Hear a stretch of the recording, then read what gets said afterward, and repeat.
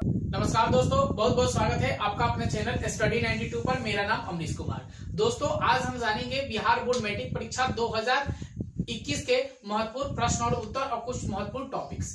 दोस्तों, इसके पहले मैंने ऑलरेडी जीव विज्ञान का एक वीडियो बना रखा है। आज मैं आप लोगों के सामने सेकंड वीडियो लेकर आया हूं, जो पौधे में पोषण। मैंने इसके पहले क्लास हुआ था, उसमें मैं बताया था कि आज नेक्स्ट डे मैं बताऊंगा आप लोगों को कि पौधों में पोषण।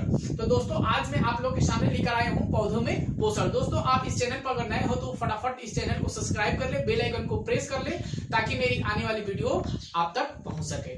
दोस्तों, कितने दोस्तों बोलते हैं कि सर सब्सक्राइब कैसे किया जाता है। तो दोस्तों, मैं बता दूं कि वीडियो जो मेरा चलता है, चलने के नीचे एक रेड कलर का होता है, यानी लाल कलर का होता है, वो लिखा होता है सब्सक्राइब। उसको आप दबा देना है। उसके जस्ट बगल में दबाने के बाद एक बेल आइकन का चित्र आएगा, यानी घंटी का चित्र आएगा, उसको भी आप प्रेस कर देना। ठीक है दोस्तों, तो मेरा चैनल क्या हो जाएगा, सब्सक्राइब हो जाएगा। तो फिर चलिए दोस्तों, हम टॉपिक पे चलते हैं। पहला है पौधों में पोषण। तो चलिए दोस्तों, है पौधों में पोषण। पोषण के आधार पर उन पौधों को स्वपोषी कहा जाता है जो अपना भोजन खुद बनाते हैं, क्योंकि पौधों में प्रकाश संश्लेषण की क्षमता होती है। दोस्तों, पौधे में पोषण जो है वह क्या है कि पोषण के आधार पर सभी पेड़ पौधे अपना भोजन स्वयं बनाते हैं या खुद के बनाते हैं, जिसमें प्रकाश संश्लेषण की क्षमता अधिक होती है, इसलिए वह अपना भोजन खुद तैयार कर लेते हैं। उसके बाद मैंने कुछ पॉइंट रखा है दोस्तों। जो पौधा प्रकाश संश्लेषण नहीं कर पाता है, वह दूसरे पर आश्रित रहता है। जैसे में दो चीज हो सकता है दोस्तों, कौन कौन से, एक मृत जीवी और दूसरा परजीवी। दोस्तों, इसके नेक्स्ट पहले क्लास में मैं बताया था आप लोगों को कि मृत जीवी क्या होता है और परजीवी क्या होता है। तो दोस्तों, आप जानते हैं कि मृत जीवी क्या होता है, जो सड़े गले पौधे को खाता है, उसे हम क्या कह सकते हैं दोस्तों, मृत जीवी कहते हैं। जैसे में दोस्तों क्या हो सकता है, गोबर छाता। दोस्तों, इसके पहले भी बताया था मैं कि मृत जीवी वो होता है जो सड़े गले पौधे को क्या करता है, खाता है, उसे हम क्या कहते हैं, मृत जीवी कहते हैं। जैसे में आप याद रख लीजिएगा कि गोबर छाता होता है। उसके बाद दोस्तों है कि परजीवी दोस्तों क्या होता है कि वह मतलब पौधा होता है, पौधा जो दूसरे पर क्या रहता है, आश्रित रहता है, उसे हम क्या कहेंगे दोस्तों, परजीवी कहते हैं। जैसे में दोस्तों आप जान लीजिए कि अमरबेल जो है वह दूसरे पर क्या रहता है, आश्रित रहता है। दोस्तों, फिर हम आगे चलते हैं कि प्रकाश संश्लेषण क्या होता है। दोस्तों, ये बहुत ज्यादा इंपॉर्टेंट प्रश्न है, बार बार बिहार बोर्ड में पूछा करता है कि प्रकाश संश्लेषण क्या है। तो दोस्तों, आप जान लीजिएगा प्रकाश संश्लेषण अगर अच्छे तरह से आप जान लीजिएगा तो कहीं भी एग्जाम आप दीजिए 5 नंबर जरूर आपको मिल जाएंगे। तो दोस्तों, चलिए हम प्रकाश संश्लेषण का डेफिनेशन आप लोगों को पहले बता दें कि प्रकाश संश्लेषण का डेफिनेशन होता है जिस प्रक्रिया के द्वारा पौधे अपना भोजन तैयार करते हैं, उस मूलभूत प्रक्रिया को प्रकाश संश्लेषण कहते हैं। दोस्तों, फिर मैं बता दूं कि जिस प्रक्रिया के द्वारा पौधे अपना भोजन तैयार करते हैं, उसे हम प्रकाश संश्लेषण कहते हैं। दोस्तों, प्रकाश संश्लेषण का एक सामान्य सूत्र होता है जो बार बार बोर्ड में पूछा करता है। वह 1 नंबर का प्रश्न आपसे बोर्ड में पूछता है बार बार।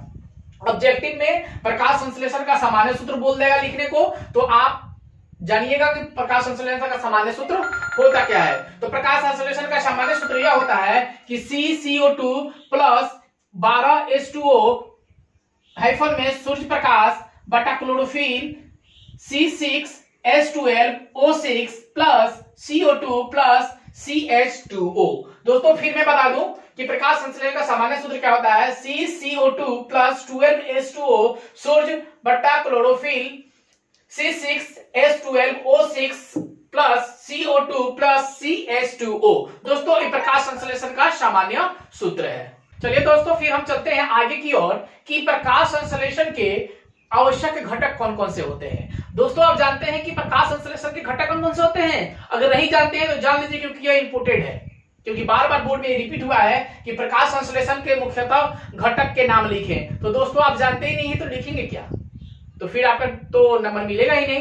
तो जान लीजिए कि प्रकाश संश्लेषण के 4 घटक होते हैं। कौन कौन से घटक होते हैं दोस्तों, तो 4 घटक होते हैं। दोस्तों, कौन कौन से घटक होते हैं भी जान लीजिए कि एक होता है पर्णहरित या क्लोरोफिल। पहला होता है दोस्तों पर्णहरित या क्लोरोफिल, दूसरा होता है कार्बन डाइऑक्साइड, तीसरा होता है जल और चौथा होता है सूर्य प्रकाश। दोस्तों जान लीजिए कि पर्णहरित, क्लोरोफिल, दूसरा है कार्बन डाइऑक्साइड, तीसरा है जल और चौथा है प्रकाश, सूर्य के प्रकाश। तो दोस्तों हम जानते हैं कि पर्णहरित या क्लोरोफिल के डिफिनेशन भी जान ले, कि कहीं बोर्ड में पूछ ले कि इसका डिफिनेशन करे तो आप तो नहीं कर पाइएगा, तो मैं आप लोगों के लिए ही कुछ लेकर आया हूं डिफिनेशन जो बिल्कुल छोटा है, छोटा में याद करिएगा तो अच्छा रहेगा। तो पूर्णहरित या क्लोरोफिल का डिफिनेशन है कि प्रकाश संश्लेषण की प्रक्रिया केवल हरे पादपों में होता है। वास्तव में पौधे का हरा होना आवश्यक नहीं है, क्योंकि लाल और भूरे रंग के पौधों में भी प्रकाश संश्लेषण की प्रक्रिया होती है। दोस्तों कोई पूछता है कि पौधा हरा है, किसके कारण हरा होता है, तो आप तुरंत बोल देते हैं कि प्रकाश संश्लेषण क्रिया होता है इसलिए वो हरा होता है। तो दोस्तों ये बात एकदम बिल्कुल सही है कि प्रकाश संश्लेषण के माध्यम से ही पेड़ पौधे के रंग जो होते हैं वो हरे होते हैं। लेकिन कहीं कहीं होता है कि कुछ पौधे जो होते हैं वो प्रकाश लाल और भूरे रंग के होते हैं, तो प्रकाश संश्लेषण उसमें नहीं होता इसलिए लाल और भूरे होते हैं। ऐसा बात बिल्कुल गलत है कि लाल और भूरे रंग के भी होते हैं जिसमें प्रकाश संश्लेषण की आवश्यकता होती है। जैसे में दोस्तों है कुछ समुद्री घास, दोस्तों जैसे में क्या है, कुछ समुद्री घास और अन्य पौधे जो हैं उनमें प्रकाश संश्लेषण की क्रिया रहने के बावजूद भी लाल और भूरे रंग के होते हैं। ठीक है दोस्तों, यहाँ क्लियर हो गया। अब चलते हैं आगे कि कार्बन डाइऑक्साइड, जल और सूर्य पर। चलिए कार्बन डाइऑक्साइड के बारे में जानते हैं कि कार्बन डाइऑक्साइड क्या है। तो प्रकाश संश्लेषण में पौधे कार्बन डाइऑक्साइड ग्रहण करते हैं। दोस्तों प्रकाश संश्लेषण में पौधे जो है वो क्या ग्रहण करते हैं, तो कार्बन डाइऑक्साइड को क्या करते हैं, ग्रहण करते हैं और ऑक्सीजन को छोड़ते हैं।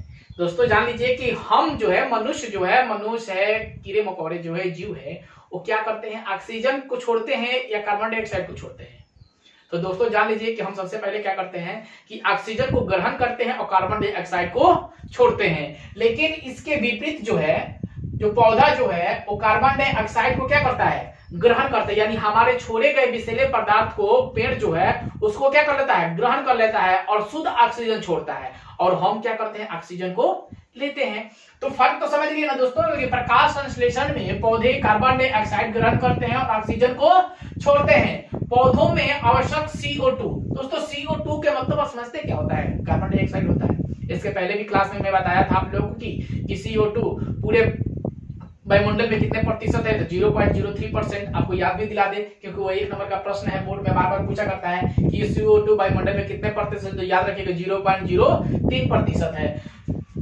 अपने वातावरण से प्राप्त करते हैं। CO2 का सबसे बड़ा भंडार वायुमंडल है।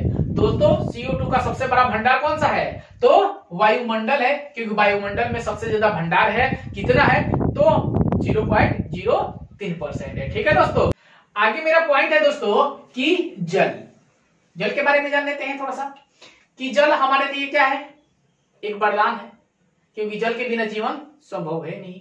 उसी प्रकार पौधे के लिए भी जल एक क्या है, वरदान है। अगर जल ना होगा तो पौधे में ग्रोथ नहीं होगी, पौधा विकसित नहीं करेगा, सूख जाएगा, बर्बाद हो जाएगा।